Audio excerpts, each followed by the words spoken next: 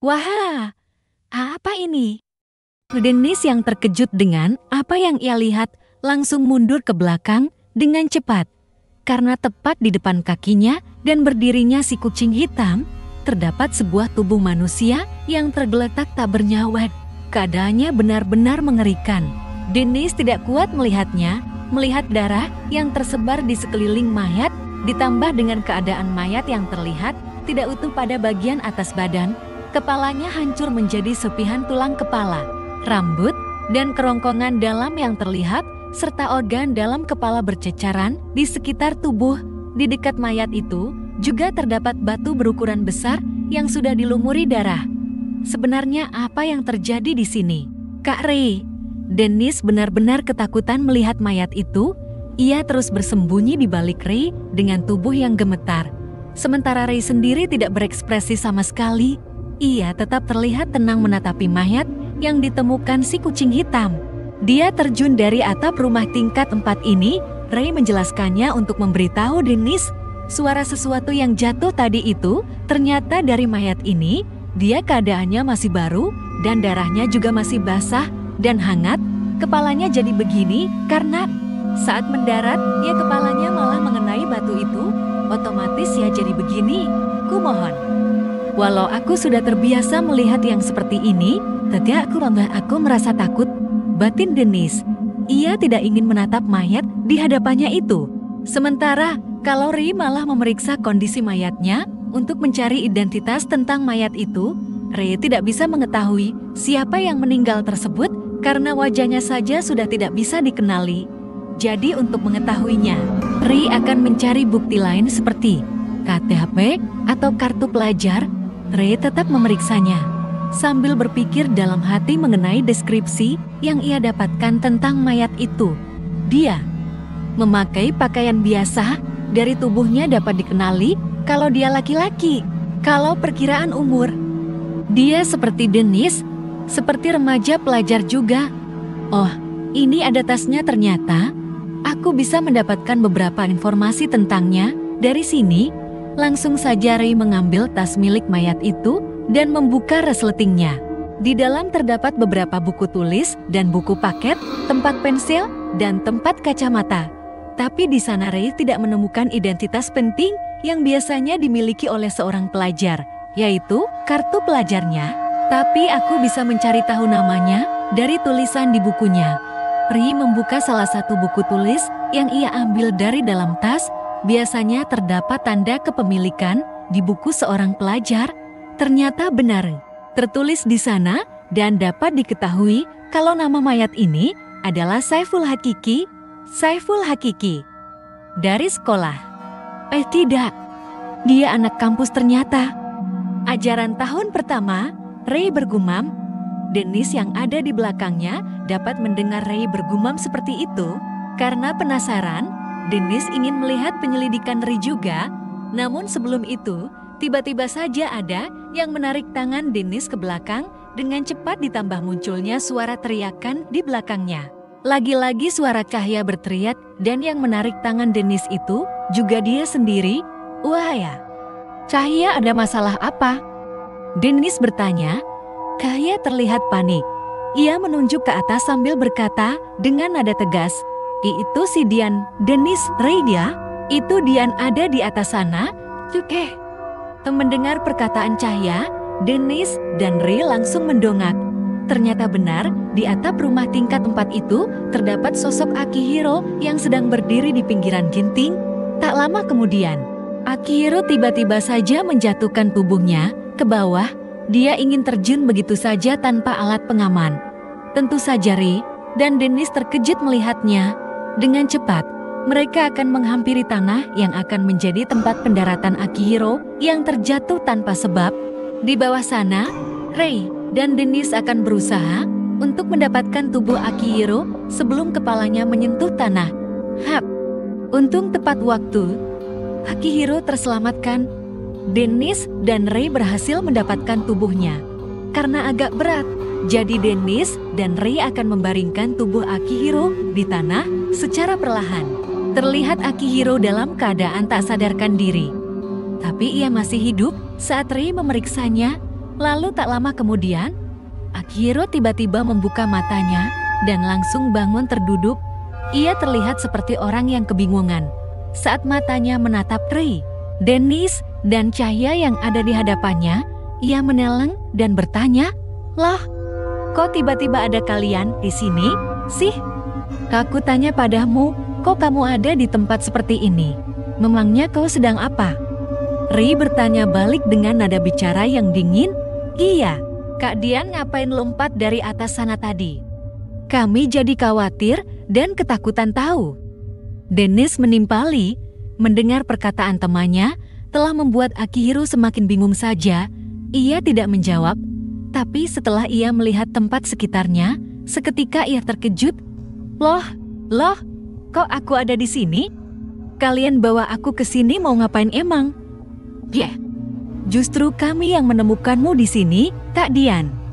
Dennis membalasnya, "Coba sebentar." Dennis diam dulu. "Ya, Dian. Sebelumnya, tempat terakhir kali kau kunjungi hari ini itu di mana? Bisa kau ceritakan padaku?" Tanya Rei Pihangan.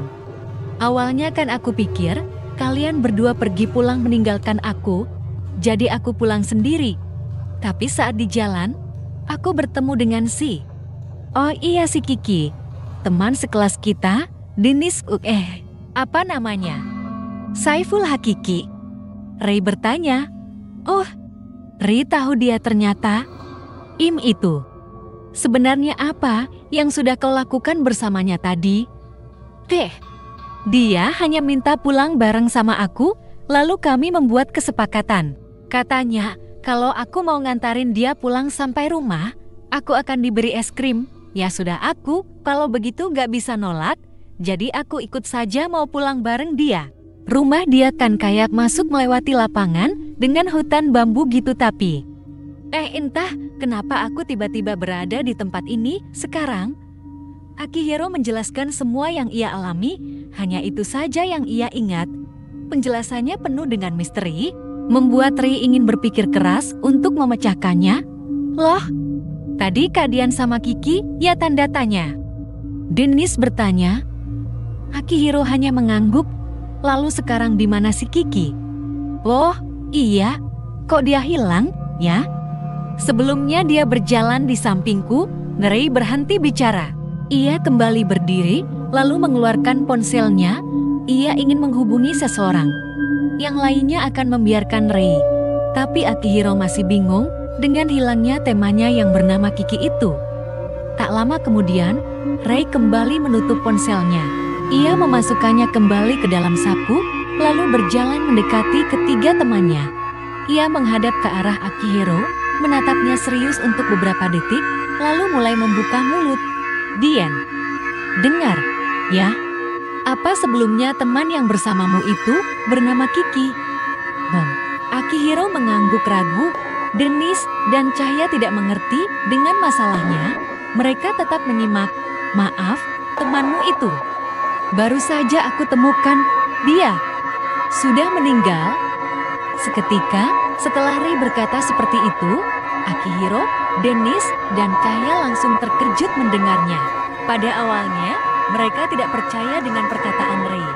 Tapi setelah Rei menunjukkan mayatnya pada teman-temannya, mereka baru percaya. Akihiro terasa terpukul sekali, karena kematiannya begitu mengenaskan. Dennis dan Cahya ikut merasakan apa yang Akihiro rasakan, walau mereka berdua tidak terlalu akrab dengan teman Akihiro itu. Tak lama kemudian, terdengar suara beberapa sirene polisi. 3 mobil polisi datang dan berhenti di depan rumah tua. Beberapa pengemudinya turun dan langsung memeriksa tempat sekitar dan mayat yang mereka temukan. Sementara Dennis, Rei, Cahya, dan Akihiro diminta untuk pulang duluan karena matahari telah terbenam. Kejadian itu biar polisi yang menanganinya. "Jadi tadi Kak Rei menelpon polisi untuk datang, ya?" tanya Dennis. "Iya, mereka termasuk temanku. Aku yang termuda dalam kepolisian kota. Kita semua harus pulang karena anak-anak seperti kita sudah seharusnya ada di rumah saat matahari terbenam seperti ini." Semuanya mengangguk. Mereka sedang berjalan di trotoar sampai mereka tiba di tempat tujuan. Dennis, Cahya, dan Akihiro akan pulang ke rumah Dennis karena mereka tinggal di sana. Kalau Ray memisahkan diri saat di pertigaan tak jauh dari rumah Dennis. Sebelumnya, ia ingin mampir di rumah Dennis, tapi karena ia khawatir dengan adiknya yang sendirian di rumah, maka Ray akan pulang ke rumahnya sendiri. Saat sampai di rumahnya, Ray mengetuk pintu dan seketika adiknya membukakan pintu dari dalam. Adiknya yang bernama Lino itu terlihat sangat senang kakaknya pulang ke rumah. Ray langsung masuk ke dalam dan menutup pintunya agar lebih aman. Langsung saja ia mengunci pintu rumah.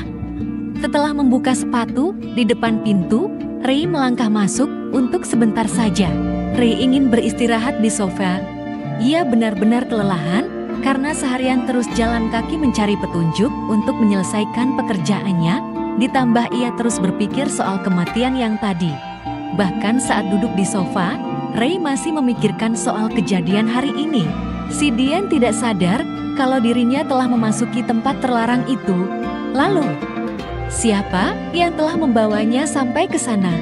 Apalagi, kalau misalnya kami tidak datang tadi, mungkin Dian akan bernasib sama seperti anak yang meninggal itu. Kasus akhir-akhir ini, kebanyakan orang yang menjadi korban itu dikabarkan hilang, lalu kembali ditemukan dalam keadaan tak bernyawa. Tempat kejadiannya selalu sama, yaitu di rumah besar yang hangus itu. Hah? Sebenarnya ada hal aneh. Apa yang terjadi pada rumah itu? Apakah kejadian ini adalah kejadian supranatural? Bisa saja. Penghuni dari rumah tua itu memancing korbannya untuk mengunjungi tempatnya, tapi mereka yang menjadi korban selalu berakhir tragis seperti itu. Kira-kira tujuannya apa? Ya, tanda tanya. Aku semakin pusing memikirkan ini semua. Apa besok aku coba hampiri rumah itu secara langsung untuk mengetahuinya? Kak Ray jangan bengong dong. Ray kembali menegakkan tubuhnya. Ia sedikit terkejut saat adiknya tiba-tiba muncul di hadapannya tanpa tanda. Maaf, Lino, kakak sedang memikirkan sesuatu. Kakak terlihat capek sekali. Kenapa tidak mandi dulu, lalu makan malam bersamaku? Ayo. Setelah itu baru istirahat. Ray mengeluarkan senyumannya. Ia mengelus kepala Lino, lalu mengangguk. Oh, kalau begitu, nanti aku akan buatkan sesuatu untuk makan malam. Sekarang kamu nonton TV saja sana. Aku ingin bersih-bersih dulu sebentar. Oke, siap, Kak. Malam ini malam yang damai untuk Ray dan Lino. Seperti biasa, mereka memang kedua adik kakak yang hebat. Walau Lino sendiri tidak tahu kalau pekerjaan kakaknya yang sekarang sedikit berbahaya, Ray sendiri tidak ingin membuat adiknya khawatir. Jadi ia selalu menyimpan banyak rahasia yang ia sembunyikan dari adiknya. Mungkin Ray akan memberitahu beberapa rahasia itu pada waktu yang tepat, hanya saja tidak sekarang.